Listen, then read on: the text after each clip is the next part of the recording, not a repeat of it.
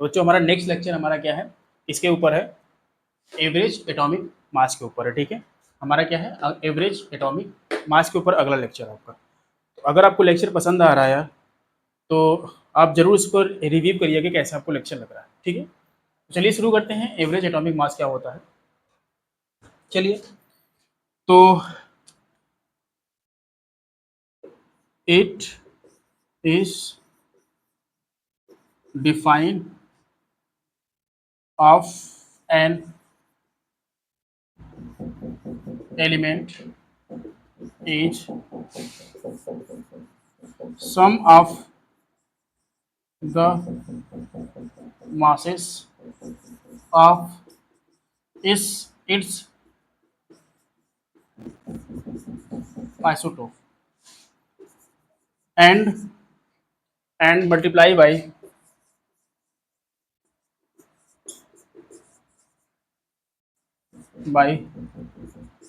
its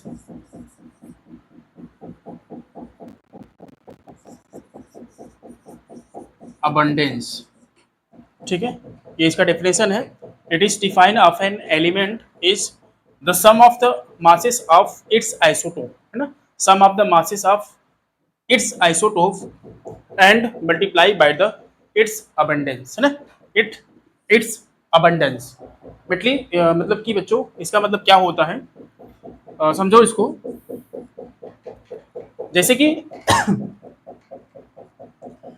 मान लो कि एक बैग है यार, है ना, उसमें 1 रुपए का कॉइन रखा है और उसका जो मास है वो हमारा है 4 ग्राम।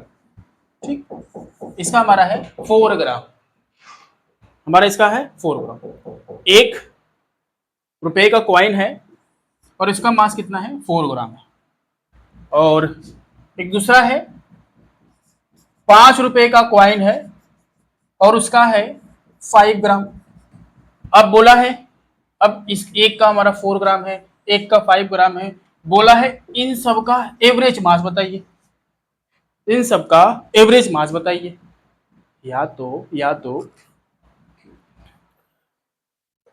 मान लो कि एक थैला है, उसमें 1 रुपए का सिक्का, 5 रुपए का सिक्का रखा गया। 1 रुपए के सिक्का का जो मास है वो आपका 4 ग्राम है और एक का हमारा क्या है, 5 ग्राम है। आपने उसमें हाथ डाला और पकड़ लिया, अप्रोक्स सेम मास है, देख लो, पकड़ लिया और पूछा जाए बताइए क्या पकड़े आप तो नहीं बता सकते कि मतलब दोनों सेम साइज है, सब कुछ सेम है, आप नहीं बता पाओगे। तो एक एवरेज मास निकालने के लिए ना, यानी कि इन सब का एवरेज बताने के लिए हम एवरेज एटॉमिक मास को डिफाइन करते हैं। जैसे डेल एफ एवरेज निकालते नहीं निकालते, ठीक उसी प्रकार केमिस्ट्री में एवरेज निकालने के लिए हम डिफाइन करते हैं एवरेज एटॉमिक मास। ये फॉर्मूला होता है कि जैसे ही क्या होता है, एक क्लोरीन हो गया जिसका एक मास होता है 35 और एक क्लोरीन हो गया, एक होता है 37। मान लो एक क्लोरीन का मास हमारा 35 है, एक हमारा क्या है 37 है। अब इन दोनों का एवरेज बताइए। अब एवरेज कैसे निकालना उसको देख लेते हैं, फॉर्मूला देख लेते हैं पहले। एवरेज में एटॉमिक मास निकालने का फॉर्मूला होता है, देखो, it is define F an element, it is defined of an element is the sum of the masses of its isotope and multiplied by the its abundance। तो इसको note कर लो, इसके बाद हम आगे इसका फॉर्मूला बता रहे हैं, इसके बाद हम सवाल करेंगे। आम मतलब कि एवरेज एटॉमिक मास निकालने का फॉर्मूला क्या होता है, percentage of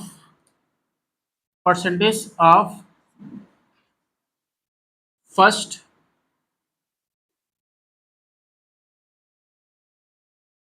abundance into mass of first element plus percentage of second abundance into mass of second element plus इस तरह चलता रहेगा। अपन क्या कर देना है, पूरे के बटे क्या कर देना आपको 100 कर देना। ठीक, ये आपका फॉर्मूला है। अभी सब क्वेश्चन करेंगे समझ में आ जाएगा, ठीक है ना। Percentage of first abundance into mass of first element plus percentage abundance of second abundance, मतलब percentage of second abundance into mass of second element plus ETC extra आपका आगे बढ़ता रहेगा। Percentage of third abundance into mass of third element plus percentage abundance of percentage of fourth abundance into mass of fourth element. अपन total के अपन क्या कर देना 100 कर देना, ठीक है। यही आपका, इसके लिए एक की पॉइंट याद रखना बच्चों, ठीक है। इसके लिए एक की पॉइंट याद रखना। अब की पॉइंट क्या रहेगा उसको देखना। की पॉइंट क्या रहेगा, पहले का परसेंटेज इनटू पहले का मास प्लस, ठीक है, प्लस दूसरे का परसेंटेज इनटू दूसरे का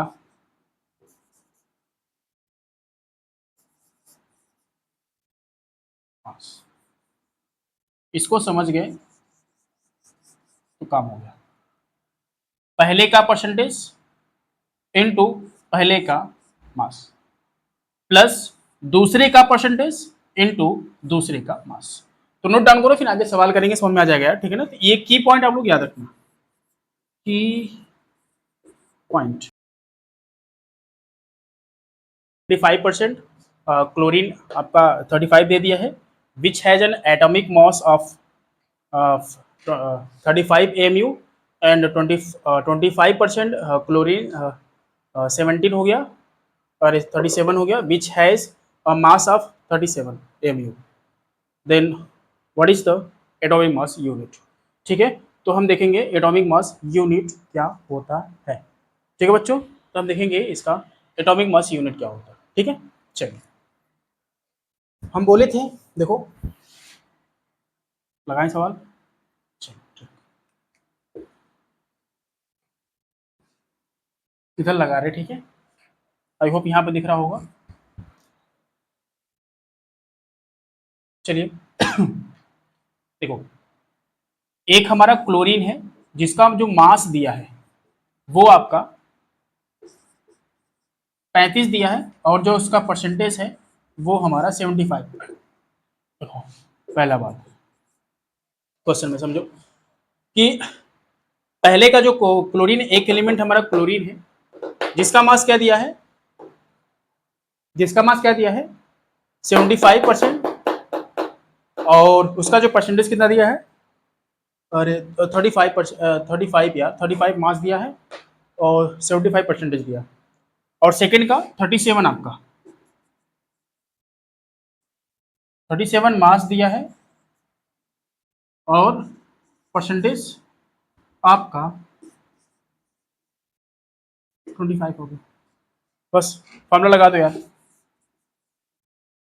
आम इक्वल टू क्या होगा, आम इक्वल टू क्या होगा, पहले का परसेंटेज या तो पहले का मास या तो पहले का परसेंटेज इंटू उसी का मास। पहले का परसेंटेज पैसे पहले का मास, दूसरे का परसेंटेज दूसरे का मास, पहले का परसेंटेज इंटू पहले का मास प्लस दूसरे का परसेंटेज इंटू दूसरे का मास।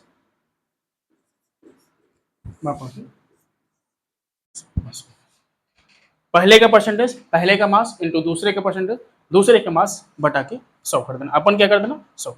इसको जब आप लोग कैलकुलेट करोगे, इसको जब आप लोग कैलकुलेट करोगे आंसर आएगा 35.5 AMU, ठीक है ना, 35.5 AMU। मतलब कि देखो बच्चों क्या होता है, AMU आया है ना, मतलब कि एक एटम का मास है तुम्हारा। अगर बोल दिया 1 मोल एटम का मास, मतलब कि AMU में क्या करना है, 1.67 गुणे 10 के पावर -24 केजी से क्या कर देना है, मल्टीप्लाई कर दोगे तो 1 मोल एटम का मास होता है। ठीक है, अब आइसोटोप क्या होता है, आइसोबार क्या होता है, इसको देख लेते हैं यार। आइसोटोप मतलब कि आइसोटोप आइसोटोप मतलब कि देखो, क्लोरीन आपका मान ले 35 है, क्लोरीन आपका 37 है, जिसको क्लोरीन हमारा 70 नंबर पे आता है, 70 नंबर पे, जिसका एटॉमिक मास सेम हो ना, इसको यही समय बोलते, इधर देख रहे हैं,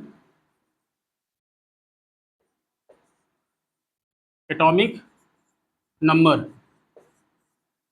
सेम, एटॉमिक मास डिफरेंट होता है। ठीक है, एटॉमिक मास, एक एटॉमिक नंबर जो सेम होता है, एटॉमिक मास अलग अलग होता है ना। देखो ये वाला हमारा एटॉमिक नंबर है, दोनों सेम है, और एटॉमिक मास देखो 35 और 37 दोनों अलग अलग है ना, ऐसे में क्या बोलते हैं, आइसोटोप बोलते हैं। जिसमें एटॉमिक नंबर सेम होता है, एटॉमिक मास क्या होता है, डिफरेंट होता है, उसको हम क्या बोलते हैं, आइसोटोप बोलते हैं। ये आपका हो गया। क्वेश्चन आपका है पहले का परसेंटेज, पहले का मास इनके दूसरे का परसेंटेज, दूसरे का मास अपन क्या कर देना, सो देखो पहले का परसेंटेज, पहले का मास, पहले का परसेंटेज, पहले का मास प्लस दूसरे का परसेंटेज, दूसरे का मास इंटू 100। ठीक है, थैंक यू फॉर वॉचिंग।